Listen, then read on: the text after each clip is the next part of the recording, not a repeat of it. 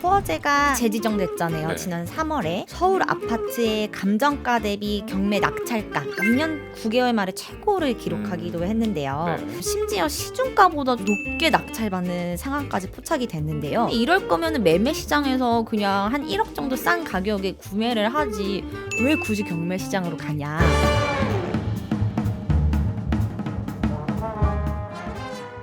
집을 살까 말까 망설여지시나요? 중요한 순간에 가이드가 되어드립니다. 집중하세요. 오늘 집중할 소식 제목부터 바로 말씀해 주시죠. 네, 오늘의 제목은 잠깐 그 경매 취소해주세요. 경매장에서 사라지는 강남 아파트 근황입니다. 네. 오늘은 서울기재신문 건설부동산부 신미진 기자와 경매를 주제로 얘기를 나눠보겠습니다. 유튜브에서 이제 부동산 콘텐츠 보다 보면은 진짜 핫한 주제가 경매인 것 같아요. 요즘에 제목들이 다 이런 식이더라고요. 9억이 5억 됐다, 시세보다 4억 산 아파트, 사는 순간 1억 번다, 내 집 마련 절호의 찬스, 말도 안 돼, 서울 1억대 아파트 경매 떴다. 이게 진짜 있는 일인가요? 마지막 기회 잡아라, 한 발 늦지 마세요, 이런 식으로 나오고 있더라고요. 저희도 경매 콘텐츠에 집중해야 되는 거 아닌가 생각이 드는데, 워낙 집값이 비싸다 보니까 시세보다 저렴하게 풀리는 아파트 경매에 관심이 몰리는 것 같습니다. 그런데 강남권 경매에서는 조금 다른 현상이 포착됐다고요. 네, 맞습니다. 우선 경매 시장 동향을 좀 먼저 말씀을 드려야 될 것 같은데요. 네. 지지옥션에 따르면 3월 기준 서울 아파트 경매 진행 건수가 전월 대비 한 30% 이상 감소했거든요. 253건에서 172건으로 줄어든 건데, 이 원인을 전문가들은 바로 집값 상승이라고 꼽습니다.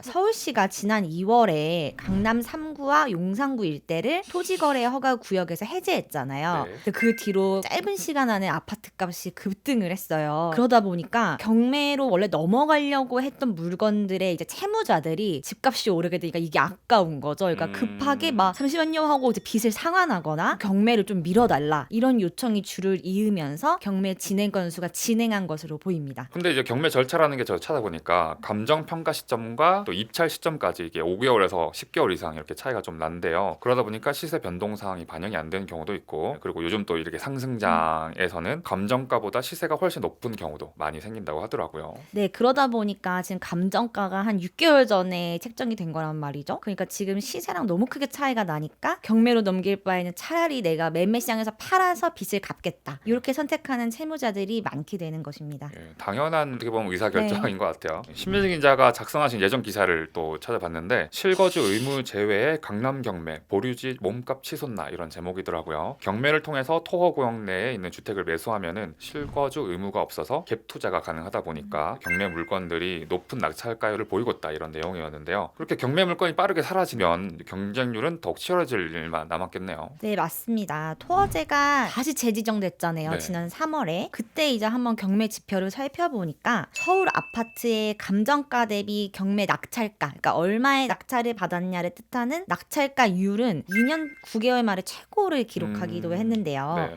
구체적인 사례를 한번 준비해봤는데요. 네. 먼저 송파구 잠실동 리센치입니다. 저희 엘리트라는 아파트 중에 리를 맡고 있는 리센치인데요. 전용 면적 98제곱미터 물건이 원래 감정가에 한 27억 7천만 원 정도의 경매가 진행될 예정이었어요. 네. 근데 한 사흘 전 채무자가 갑자기 경매 직전에 취하서를 제출을 하면서 경매가 취소됐습니다. 네. 이 관심이 되게 많았던 물건인데 취소되면서 약간 이제 경매를 기다렸던 사람들 좀 김이 빠지게 된 상황인데요. 네. 감정가는 보통 경매 신청의 기준, 그러니까 한 6개월에서 1년 정도 전의 가격으로 산정이 되거든요. 그러니까 이 물건은 집값이 좀 약세를 보였던 지난해 1월 기준으로 감정가가 책정이 됐어요. 근데 지금 같은 평형 물건은 현재 시장에서 한 32억 5천만 원에 거래가 되고 있거든요.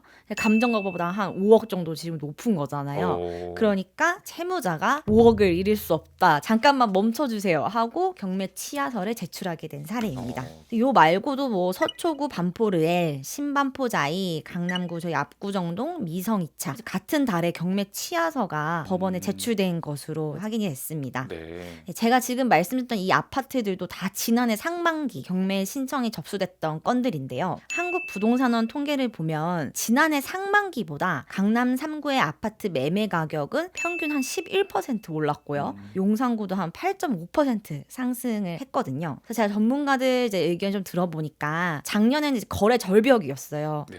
그래서 뭐 매매 시장에 내놔도 물건이 안 팔리니까 빚을 갚을 길이 없어서 아 경매 넘어가든 말든 난 모르겠다 배째라 이렇게 나왔던 채무자들이 집값이 상승을 하면서 변제를 서두르고 있고 또 이런 추세라면은 경매 시장에서 올해 알짜로 평가받는 강남권 아파트들이 많이 줄어들 가능성이 크다. 네. 이렇게 전망하고 있습니다. 실제 진행된 경매 사례는 혹시 어떤 특징이랄 게 이런 게 있나요? 집값이 상승해도 이제 경매 취하를 하지 못하고 결국 경매가 진행되는 물건들도 많은데요. 실제로 경쟁이 매우 치열해요. 지난 3월 31일 서울 송파구 잠실동 우성아파트 전용 131제곱미터가 원래 감정가 한 25억 4천만 원에 나왔어요. 네. 근데 낙찰은 31억 7천만 원, 한 6억 원 정도 높은 가격에 이제 낙찰이 된 거죠. 낙찰가율은 무려 125%에 달합니다. 27명이 경쟁을 벌였고요. 그리고 같은 달에는 이제 방배동 방배그랑자이 국평 매물이 22명이 총 경합을 벌여서 감정가보다 조금 높은 28억 3천만 원 정도의 낙찰이 됐습니다. 이게 아파트가 고액이어서 7, 8명만 몰려도 몰렸다라고 기사에서 많이 표현을 했던 맞아요, 것 같은데 맞아요. 10명, 20명, 27명 엄청난 경쟁률이 정말 펼쳐진 거네요. 전문가들도 이럴 줄은 몰랐다라고 말씀하실 정도로 지금 네.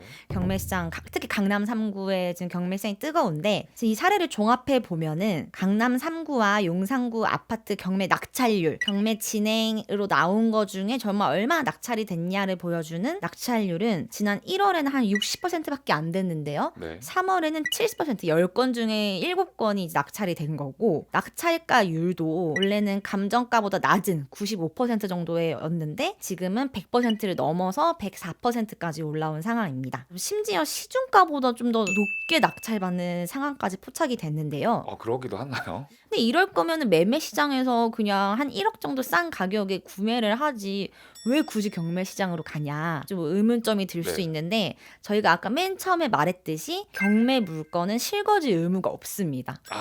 그러니까 세입자를 들여서 내가 그 전세금만큼은 돈을 안 들여도 이 아파트를 살 수 있거든요. 그러다 보니까 내가 조금 더 비싸게 사더라도 경매에서 사겠다. 네. 이런 수요가 있는 거죠. 그래서 한번 사례를 살펴보면 4월 초에 우리 아리팍이라고 하죠. 서초구 반포동 아크로 리버파크 국평 물건에 20명이 몰렸어요. 낙찰가가 51억 한 3천만 원 정도. 낙찰가율이 한 100% 수준이었는데요. 지금 매매 시장에서는 45억, 46억 정도에 팔리고 있어요.